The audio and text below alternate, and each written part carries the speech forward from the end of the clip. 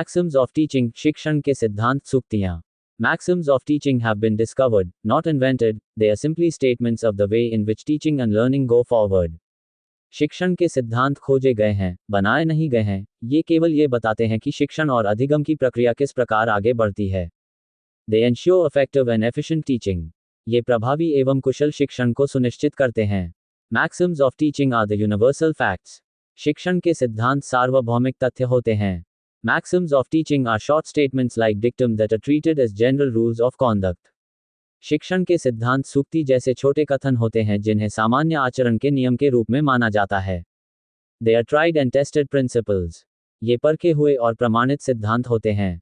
They accelerate momentum of teaching learning process and help in achieving success in classroom. ये शिक्षण अधिगम प्रक्रिया की गति को बढ़ाते हैं और कक्षा में सफलता प्राप्त करने में सहायता करते हैं. 1. Proceed from known to unknown, ज्ञात से अज्ञात की ओर बढ़ना. The most natural and simple way of teaching a lesson is to proceed from something that the pupils already know to those facts which they do not know.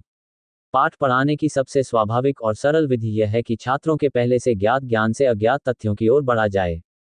2. Proceed from simple to complex, सरल से जटिल की ओर बढ़ना. To develop a sense of satisfaction in students, simple and easy lessons should be taught first to be followed by complex and difficult ones. छात्रों में संतुष्टि की भावना विकसित करने के लिए पहले सरल और आसान पाठ पढ़ाने चाहिए, उसके बाद जटिल और कठिन पाठ. 3. Proceed from easy to difficult, आसान से कठिन की ओर बढ़ना.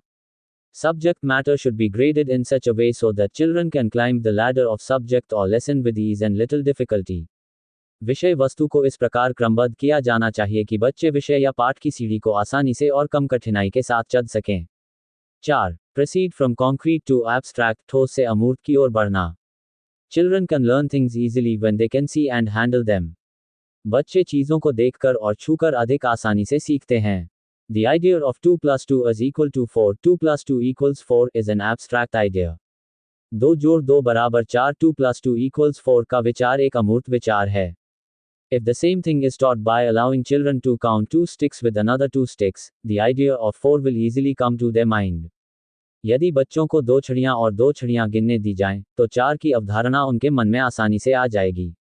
5. Proceed from particular to general, विशेष से सामान्य की ओर बढ़ना. The teacher should start with specific and particular examples of facts. शिक्षक को विशेष और निश्चित उदाहरणों या तथ्यों से पढ़ाना शुरू करना चाहिए. Specific examples should lead to generalizations. विशेष उदाहरणों से सामान्य निष्कर्ष निकलने चाहिए. For example, in teaching algebra, formulae should be derived from particular cases and then applied to solve more problems.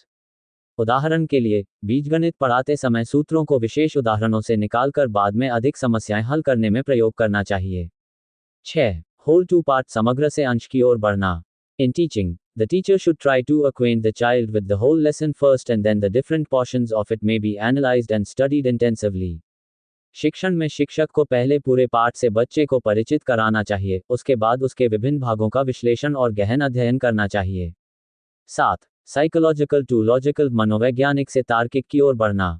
While teaching, the teacher should first keep in mind the interest, aptitudes, capacities, development etc. of the children during selection of subject matter. पढ़ाते समय शिक्षक को विषय वस्तु के चयन में बच्चों की रुचि, अभिरुचि, क्षमता और विकास को पहले ध्यान में रखना चाहिए. Then move on to its logical arrangement. इसके बाद विषय वस्तु को तार्किक क्रम में व्यवस्थित करना चाहिए. 8. Proceed from analysis to synthesis, विश्लेषण से संश्लेषण की ओर बढ़ना. Analysis means breaking a problem into convenient parts.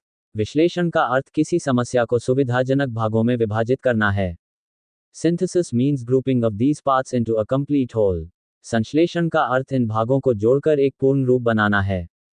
9. Actual to representative, वास्तविक से प्रतिनिधिक की ओर बढ़ना. For teaching excellently, actual objects should be shown to the children as far as possible. उत्तम शिक्षण के लिए यथासंभव बच्चों को वास्तविक वस्तुएं दिखानी चाहिए. It gives them concrete learning which is more desirable. इससे बच्चों को ठोस और अधिक वांछनीय सीख मिलती है. Representative things in the form of pictures, models etc. should be used for the grown-ups. बड़े विद्यार्थियों के लिए चित्रों, मॉडलों आदि के रूप में प्रतिनिधिक वस्तुओं का उपयोग किया जाना चाहिए.